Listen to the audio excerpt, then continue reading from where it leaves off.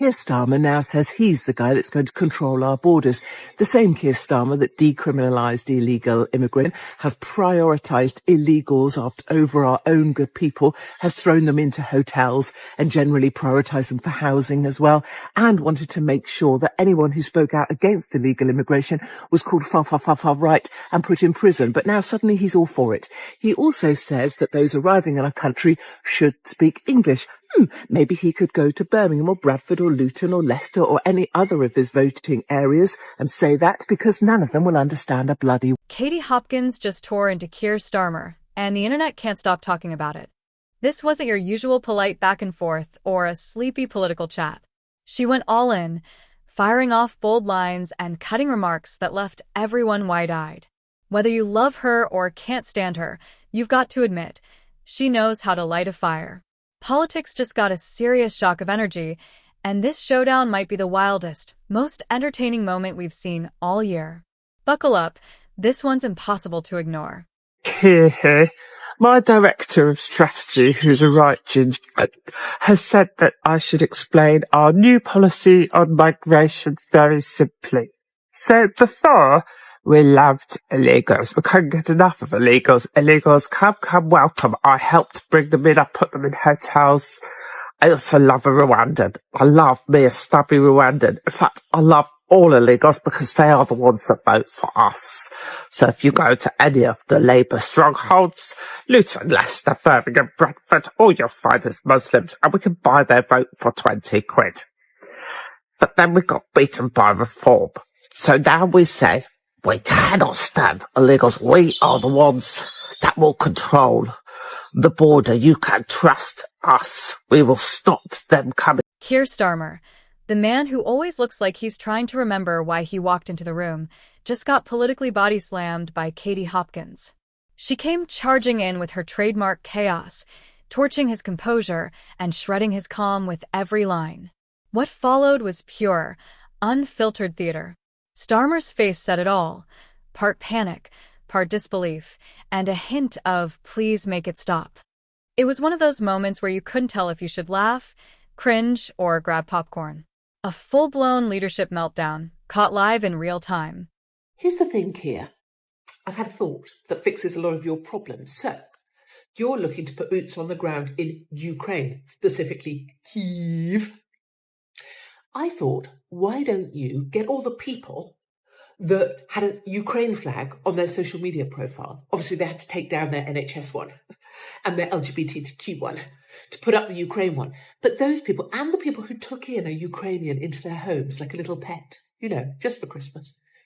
The people that are like, oh yeah, we've got one. Yeah, we've got a Ukrainian family. Yeah, we've got a Ukrainian family. Yeah, because we're a better kind of person. For the last year, Keir Starmer has been on a mission to prove he's more than a carefully programmed political robot. But Britain's still not buying it.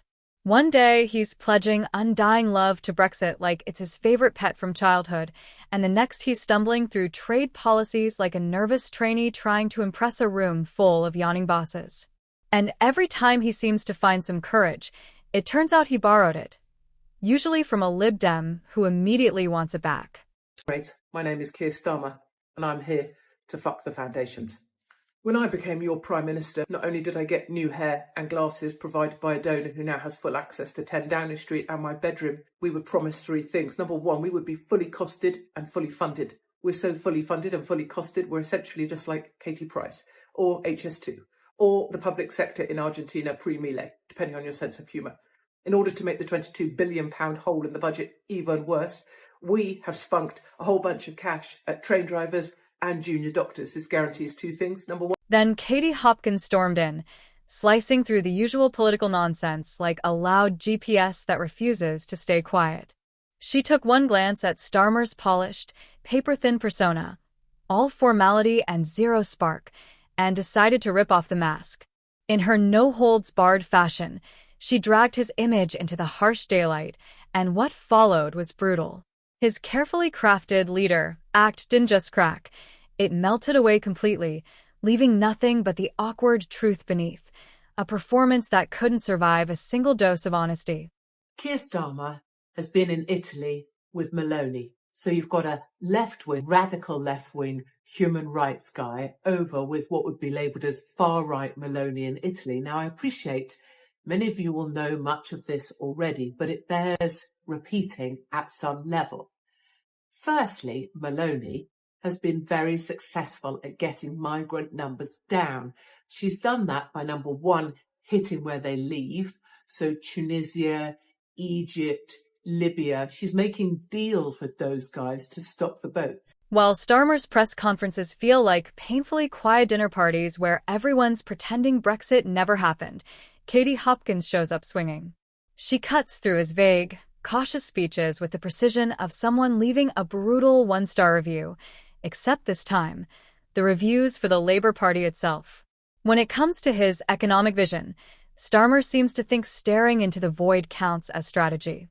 He's spent months trailing the Conservatives like a confused show dog, sniffing their policies and occasionally barking the word responsibility. Hopkins didn't let that slide. Her question hit like a hammer. Remind us, Keir, what exactly are you responsible for, other than turning Labour into a political circus? Keir Starmer having an affair with his voice coach. I know, dog. I know. Disbelief. I mean, I think we all have some questions, don't we? Question one. Why do guys always have affairs with people that look exactly like the wife they already had? I mean, if you've already got that wife, what's the point of having an affair with another woman who looks exactly the same as the wife that you apparently don't want? Why not pick someone, super exciting, maybe with massive boobs, or a lady from another continent with an enormous bottom? I mean, just something completely different to what you've already got. Why are you still shopping in the same super? Every time Starmer starts talking about growth, you can almost hear economists across Britain sigh in unison, like they've just been asked to explain gravity to a goldfish. His big plan for the economy seems to be waiting for it to improve out of boredom. Productivity, innovation, investment. He's got charts for everything except an actual idea. It's like watching someone try to fix an engine with a teaspoon. Plenty of effort, zero progress.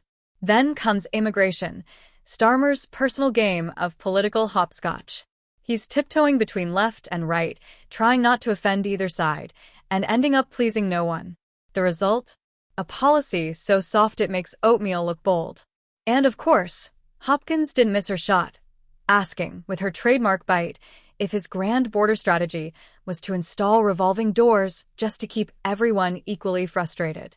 Keir Starmer says he's going to have a peace talk for Ukraine. Peace talks for Ukraine. Oh, yes, I'm going to have peace talks. Yeah, so what did you do for the last 3 years? Oh, yeah, bugger all. And now Trump's coming to fix the problem, and you want some of his success, please. You're like a tick on a bloody dog. The last time the EU leaders were together, they took their jackets off in solidarity with Zelensky. Oh, do you think he'll take me up there?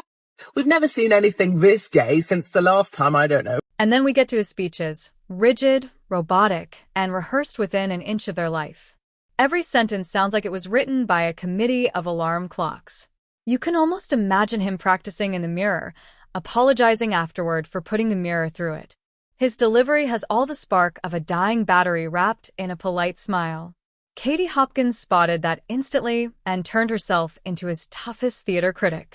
To her, his political performance is less leader at the podium and more asterisk, memoir in monotone. Asterisk, she called out the obvious. Why does he treat hesitation like wisdom? Why does every answer sound like, we'll get back to you?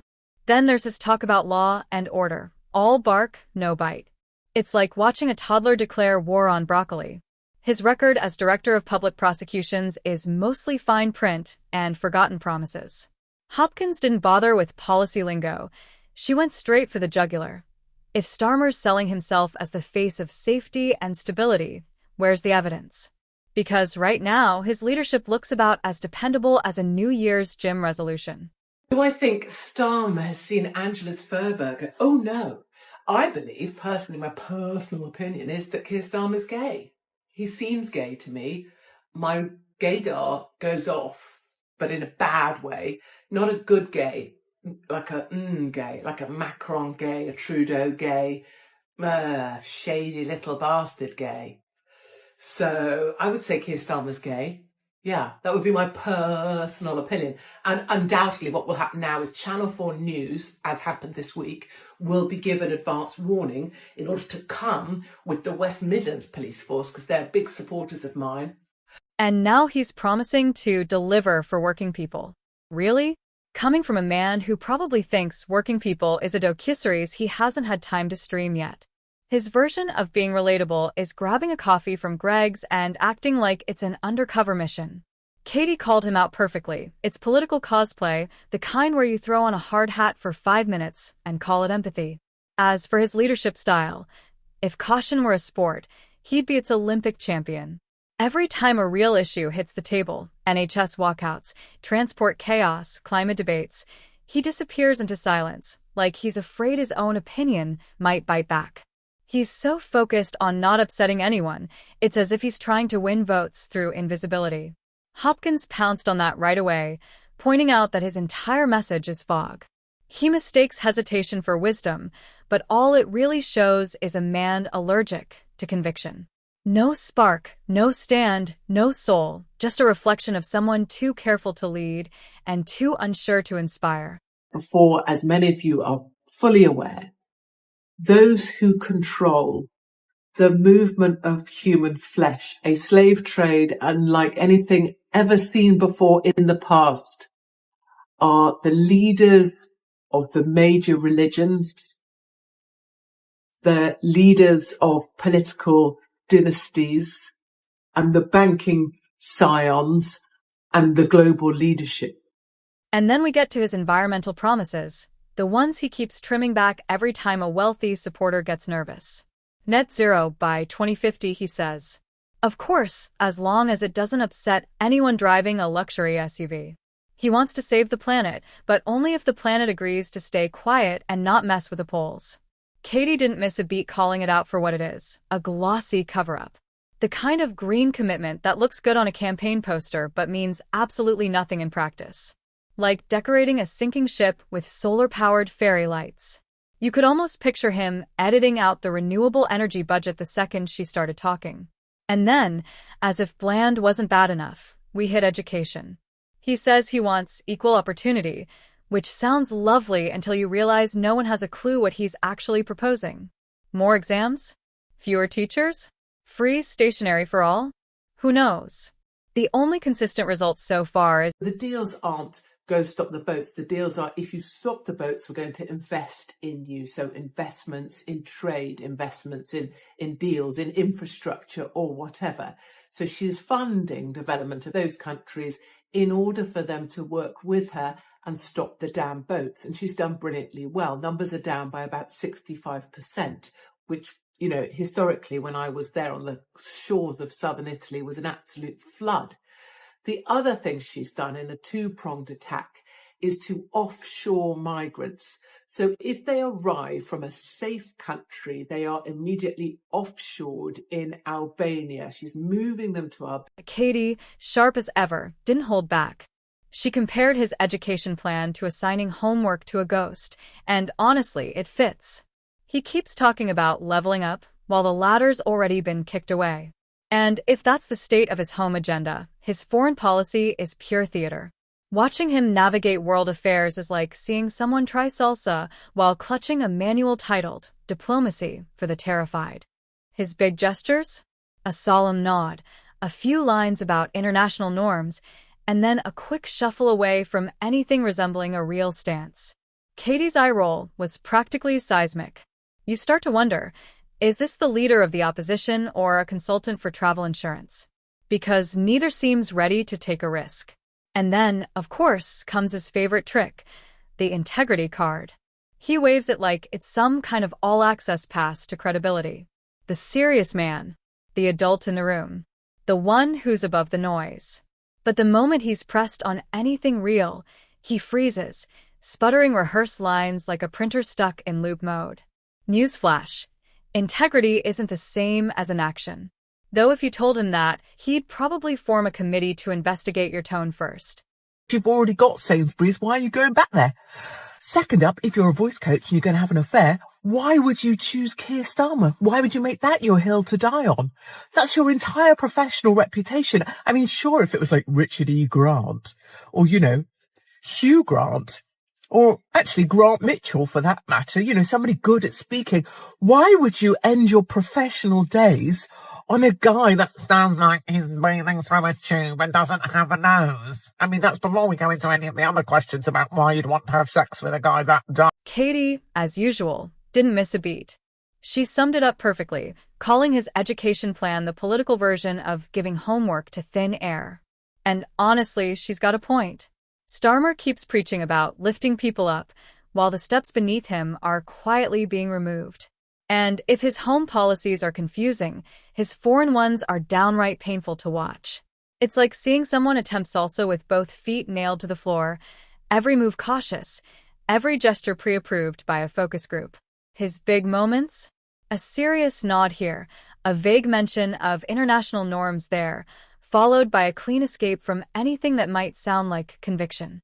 Katie's eye roll could have generated its own wind farm. You start to wonder, is this really the opposition leader or just a spokesman for a travel insurance firm? Because both specialize in saying a lot while promising nothing. And then, of course, he plays his favorite card: integrity. He flashes it like a backstage pass to moral superiority. The calm one, the adult in the room, the man with depth. But press him for an answer, and suddenly he's buffering, repeating pre-written lines like a malfunctioning chatbot in a suit. Someone should tell. It would be great if I could be Prime Minister. I would make it such that people who wanted to make Britain great, they get help to do that. They get free parking. They get reduced taxes. They get whatever incentivizes the grafters, the workers, small businesses and wealthy individuals. Breaking news here in batshit bonkers Britain, where Keir Starmer's homes have been firebombed. Now, clearly, it is not okay to firebomb anyone's home, even if they are a complete... The roast might be over, but the smoke's still hanging in the air, curling its way through Westminster like the ghost of accountability that refuses to rest. And at the center of this political bonfire wasn't some sudden alliance with Hopkins or her worldview. Let's be honest, that's not what this was about. It was about the rare thrill of someone finally slicing through the polite fog of British politics to ask the one question everyone's been too polite to say out loud. Why is this man still acting like a beacon of leadership when he can't even find the switch? Because, truthfully, Starmer's become the political version of a computer screensaver, always visible, slightly moving, but achieving absolutely nothing. Hopkins, never one for gentle taps, came swinging like a sledgehammer in a china shop, loud, messy, but undeniably effective. It was the kind of blunt honesty the establishment hasn't heard in years. And her point landed, because somewhere along the line, we started confusing motion for progress. We're applauding a man for standing perfectly still, as long as he's wearing a suit, reading from a PDF, and calling it leadership. One day, the powerful that run the world decide that you need to go. They've got their eye on you and you see signs of it in all different places. My daughter's bank account being cancelled. You're getting refused for life insurance. Your driving licence being sent back to you cancelled. You see these things happening and you think, that's odd. And then all of a sudden, one day they decide. The chief rabbi, the board of deputies, that's the organisation that runs the Jewish synagogues, the Muslim council, all on the same day, calling for my removal, calling for my silencing, calling for my job. They've got it all ready to go and they work as a circle. They are watching you. So, credit where it's due. Thank you, Katie, for saying what so many others have been too careful, too polite, or too worried about their next promotion to admit out loud. Is Keir Starmer actually leading or just perfecting the art of looking confused in high definition? Because let's face it, this country doesn't need another PowerPoint presentation pretending to be a person. It doesn't need a man who seems permanently sorry for existing in someone else's oxygen supply. What Britain needs is direction. It needs conviction. It needs someone who believes in something more than maintaining a steady heartbeat in the polls. Maybe, just maybe, it needs a leader who's alive, or at the very least, one who doesn't look like leadership accidentally happened to him while he was trying to find the exit.